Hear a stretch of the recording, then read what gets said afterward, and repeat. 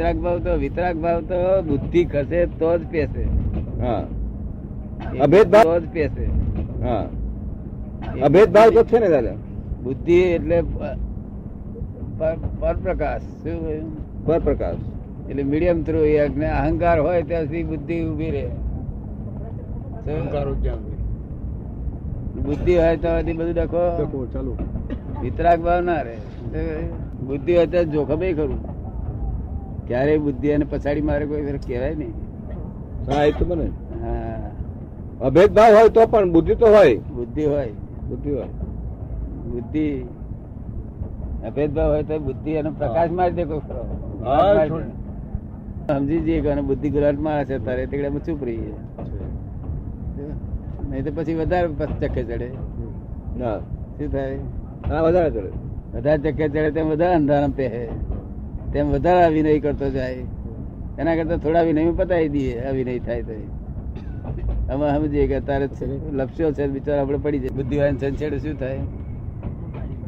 સંછેડ શું થાય? વધારે બુદ્ધિ ફેલાય. વધારે વધારે એટલે આમ સંછેડીએ નહીં. કેમ એવું શું કારણ છે? એ ખબર જ નહીં પડતી. આટલા બધા બુદ્ધિશાળીઓ લોકો છે ને, બીજાને બધા દેખાય. બીજાને બધા દેખાય. હા કે ના, પોતાની બુદ્ધિ થી માપી આપી કાઢે. હા, બુદ્ધિ તો બધું સાચું ના હોય.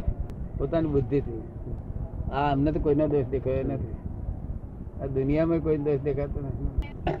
દોષ જે છે એ દોષ નથી દેખાતો. આખું જગત નિર્દોષ છે એ રિયલ ભાવે, નિશ્ચયના ભાવે બરોબર છે. પણ રિલેટિવ ભાવે તો એ વસ્તુમાં દોષ રહ્યા જ કરે ને.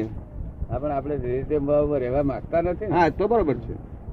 આપણે તો રિયલ ભાવમાં જ રહેવું. તો બરોબર દાદા. રિલેટિવ ભાવ એટલે સંસાર ભાવ. હા, એ જ કહું છું, સંસાર ભાવ. તમને રિલેટિવ માં ગમે છે કે રિયલ? રિયલ માં જ ગમે છે દાદા. પણ રહેવું પડે છે બંનેમાં ને. હે, રહેવું તો પડે ને. રિયલ માં તો ખરા જ.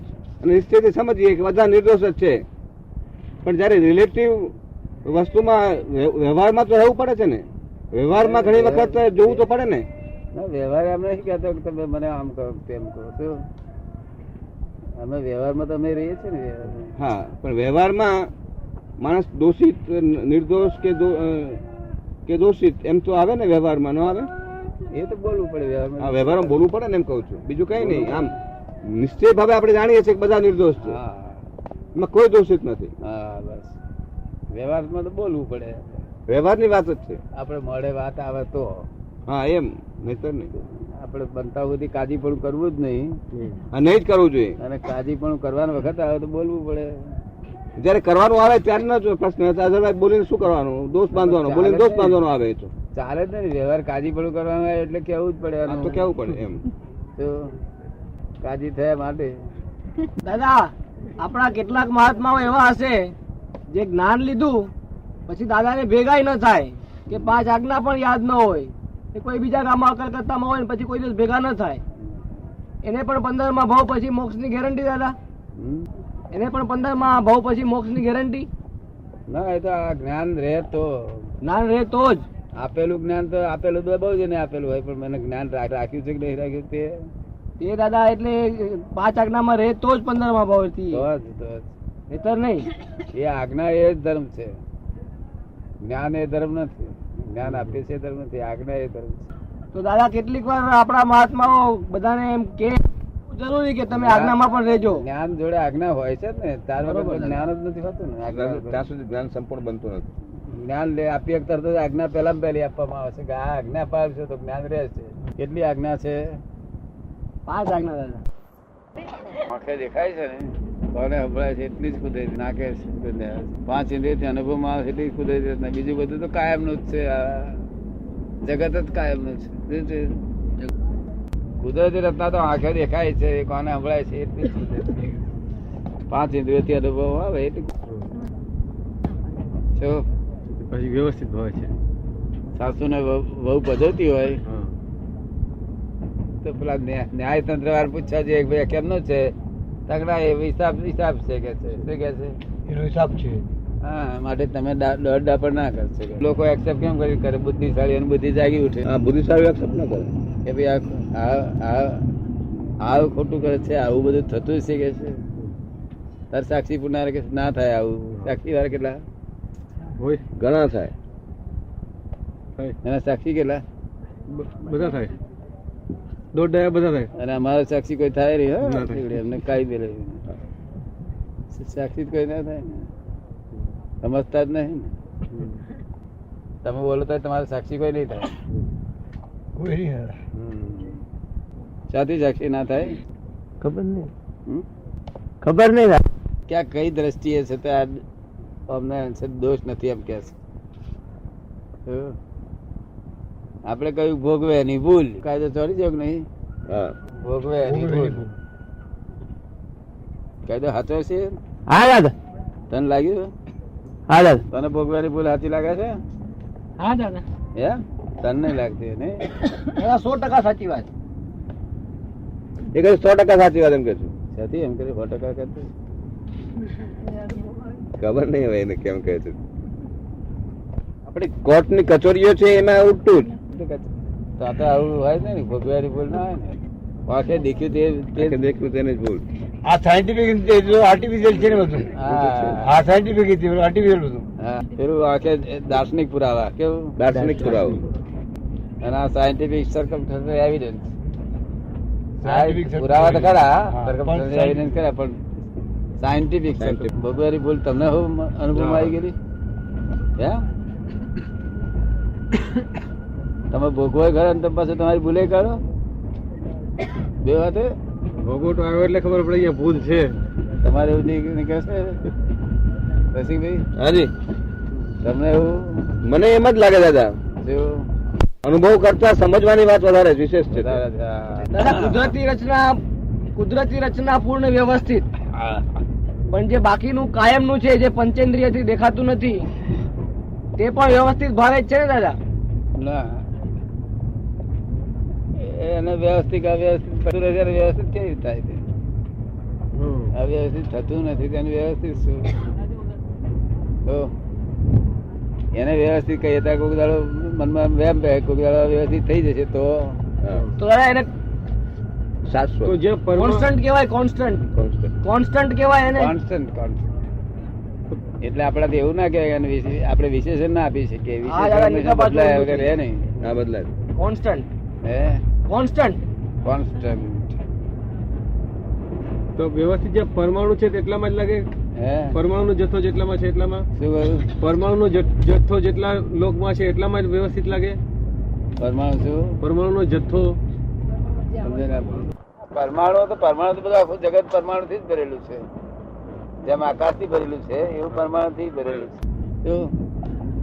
પણ જે પરમાણુ સહયોગી ભાવને પામેલા હોય, આંખે દેખાય, આ બધા પાંચ ઇન્દ્રિયના અનુભવમાં આવે, એટલા બધા છે તે એ છે કુદરત. બીજા તો આંખે દેખાતા જ નથી, એ તો બધા ચોખ્ખા જ છે. બધા આકાશમાં આંખે દેખાતું નથી, ચોખ્ખું છે. તો હવે જોડે ને, ઉદ્ગલ અસ્થિ ચોખ્ખું છે, ધર્માસ્તિકાય ચોખ્ખું છે, અધર્માસ્તિકાય ચોખ્ખું છે, બધું ચોખ્ખું જ છે. બધું કાળે ચોખ્ખો છે. ફક્ત આટલું જ આ 5 ઇન્દ્રિય અનુભવમાં હશે એટલું જ અવ્યવસ્થિત થયેલું છે, એટલે વ્યવસ્થિત આપણે કહીએ છીએ. એટલે દાદા સિદ્ધ ક્ષેત્ર કોન્સ્ટન્ટ માં છે. હા, સિદ્ધ ક્ષેત્ર કોન્સ્ટન્ટ માં જ છે. એ કુદરતી રચના તો છે નહીં, એટલે કોન્સ્ટન્ટ માં છે. છ તત્વો સિવાયનું બધું દાદા વ્યવસ્થિત માં આવ્યું તો પછી 6 તત્વો જે છે કોન્સ્ટન્ટ 6 તત્વો એ સિવાયનું જે કઈ છે એ વ્યવસ્થિત માં છે એવો અર્થ થયો? ના, 6 તત્વ બધું વ્યવસ્થિત લાગતું તો રહે ને. 6 તત્વો વ્યવસ્થિત ના લાગે, પણ તે સિવાયની જે વાત છે, હા, પંચેન્દ્રિય અને જે સ્પર્શે છે, 6 તત્વો સિવાયની જે કોન્સ્ટન્ટ જે 6 તત્વો છે એ સિવાયની જે વાત વ્યવસ્થિત. એ વ્યવસ્થિત, અને પેલી વ્યવસ્થિત માં નહીં આવે. 6 તત્વોને વ્યવસ્થિત લાગુ પડતું નથી. ના, વ્યવસ્થિત લાગુ કોને પડે કે અવ્યવસ્થિત થતું હોય તેને. શું? બરોબર. વિશેષણ બદલાતું હોય. જગતના લોકો આ જગત ને વ્યવસ્થિત ને અવ્યવસ્થિત બધું બોલે, ગમે તેવા વિશેષણ આપે છે. હાજી. આપણે એવું કહ્યું છે કે ભાઈ જો વિશેષણ સમજવું આ વ્યવસ્થિત જ છે. શું કહ્યું? વ્યવસ્થિત એવું કહેવા માંગે છે. અવ્યવસ્થિત જેવું છે જ નહીં. બરોબર. તો દાદા આ જે વસ્તુ વ્યવસ્થિત ત્યાં લાગુ પડે છે, એમાં જે આ 6 તત્વો છે એમાં આત્મા છે અને પૂતગલ છે. હા પૂતગલ જે છે એ તત્વ છે, એ તત્વને વ્યવસ્થિત લાગુ પડતું નથી. પણ આપણું જે પૂતગલ છે એ પૂતગલ પર્યાય છે એટલે ને લાગુ પડે છે, નહીંતર ના લાગુ પડે. એ વાત સાચી? પૂતગલ જે છે એ પૂતગલ એક તત્વ છે, એ શુદ્ધ તત્વ છે. એ શુદ્ધ તત્વ છે એને વ્યવસ્થિત લાગુ પડતું નથી. પણ પૂતગલના જે પર્યાય છે, આપણા દેહ છે એ પૂતગલ પર્યાય છે, એટલે પર્યાયને વ્યવસ્થિત લાગુ પડે છે, પણ શુદ્ધ તત્વને લાગુ પડતું નથી. જોયું છે ને, પૂતગલ પર્યાય એટલે તો વસ્તુ જુદી છે, પૂતગલ ને લાગુ થાય છે. તો એ દાદા 6 તત્વોને વ્યવસ્થિત લાગુ પડતું નથી આપે કહ્યું, એટલે મેં આ સવાલ ઉભો કર્યો કે જે મૂળભૂત 6 તત્વો છે એને વ્યવસ્થિત લાગુ પડતું નથી. એને પૂતગલ કહેતા નથી, પણ એને હા. પરમાણુ કહે છે. હા, તો એ જે એમાં એક તત્વ છે એ પૂતગલ તત્વ છે ને, ના ના, જડ તત્વ. પરમાણુ તત્વ છે. જડ તત્વ.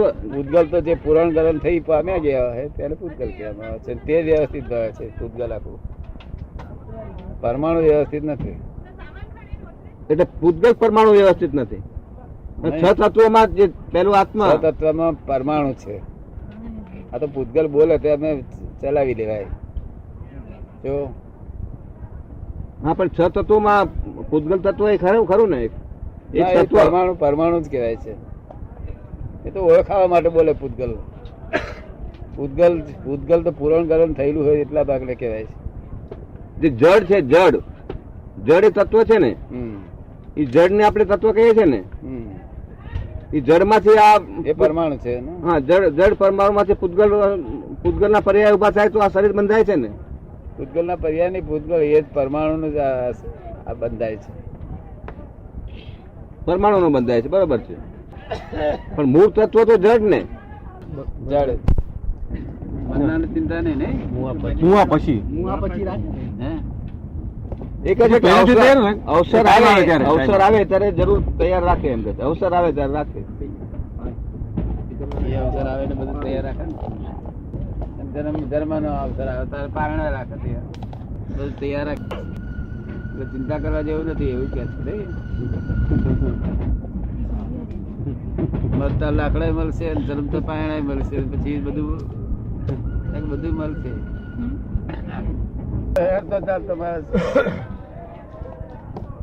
સાધુ મારે નવું તરસોડ મારે કે છે તારા તાપમાં શું કાઢી કર્યા કે છે મારે નીકળ્યા હોય તો કે છે તારા તાપમાં શું કાઢી કર્યા છું. એટલું એમને હારા એમના હિત માટે બોલે તો તરસોડ લાગે એવું બોલે.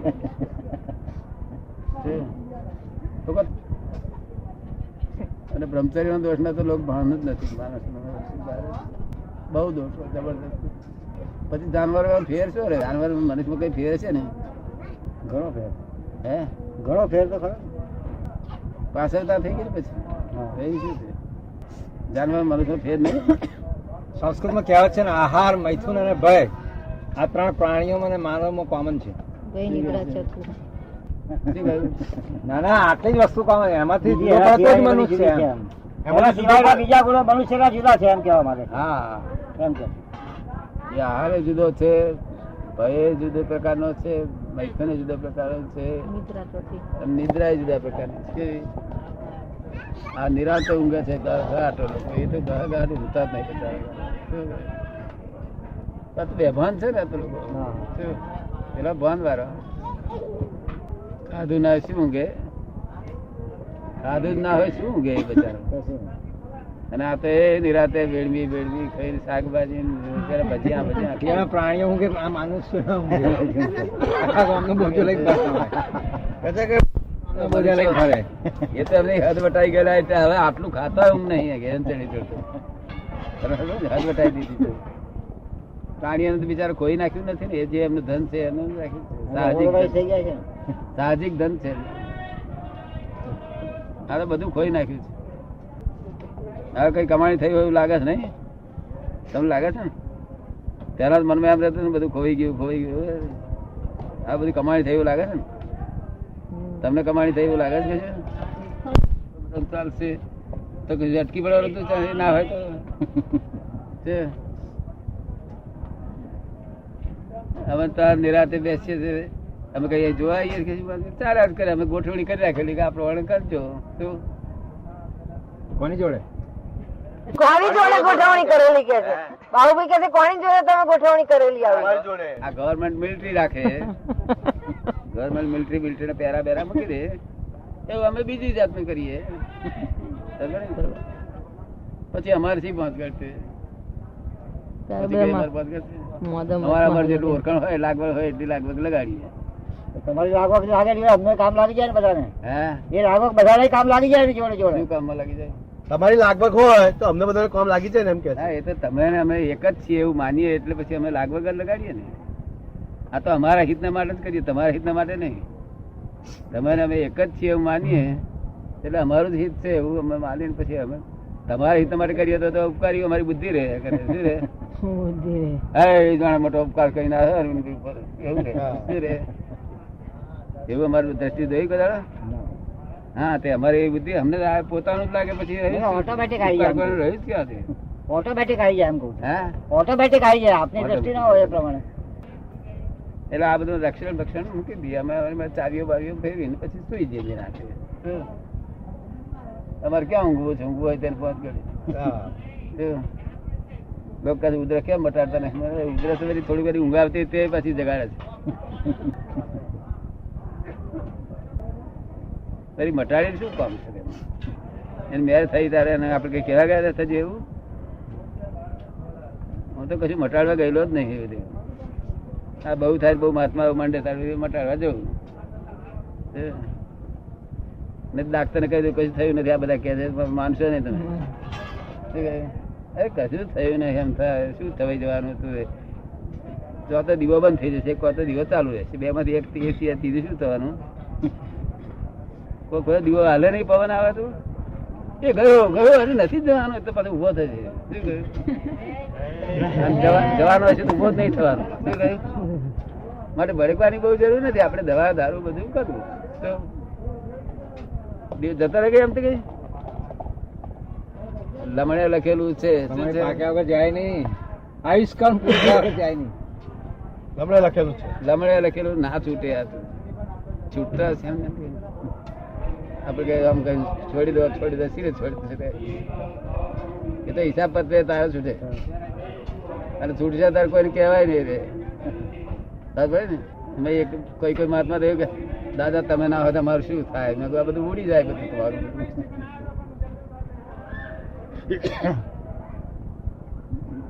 અરે મનમાં ભર્યું, મન એવું બુદ્ધિ ફરી કાઢે તો વખત ચાલ્યું છે, બધા વખત ચાલ્યું છે. શું નહીં બેઠો તે જ દાદા, આ દાદા દેખાય તે ના ચાલે. શું નહીં બેઠેલા વખત દાદા વખત ચાલે? આ દાદા નો આ તો મહી બેઠા તે દાદા ની તમારે બેઠા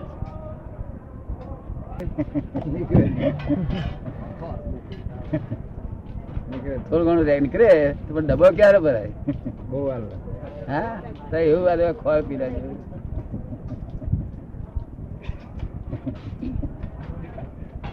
એટલે જે બન્યું એ કરેક્ટ સુઈ જવાય. શું આવે તેને કહ્યું ને મને લાગ્યું બધું સેવા જાય.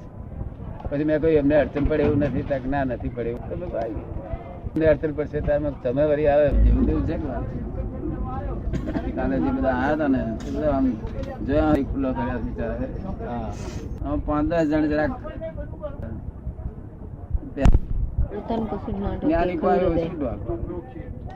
જ્ઞાની પાસે કશું ઢંકાય જ નહીં કોઈ દાડો. તોય ઢોકવા પડે. બહુ સરસ પ્રતિકોણ બધો જો કે વાંચે તો માણસ ગોળો થઈ જાય. વાંચે તો એટલે વાંચવા ના દે કોઈ વાંચશે પછી પાડી ને ખવડાય. શું કરવાનું? આ જમાના ગંદવાડા નું પાર નહીં. આવા માણસ જ ના હોય ને છતાં જ્ઞાની મળ્યા માટે પુણ્યશાળી કહેવાય. મળ્યા એટલે એવું કે તારે લાગે પડી જશે ને. તેરચા ના પોહાય નઈ, એકે નથી પોસાડી, એકે નહીં પોહાતી નઈ. એક જ પોહાતી. અને શાદી કર્યા ચાલે એવું નથી ને, અને કરી ભાવતી ગમતી નથી. શું કે મેળવી પડે? શાદી કર્યા ચાલે એવું નથી ને પાછું. નથી ચાલે એવું. તેથી એમ ના કહેતા નથી પાણી બહાર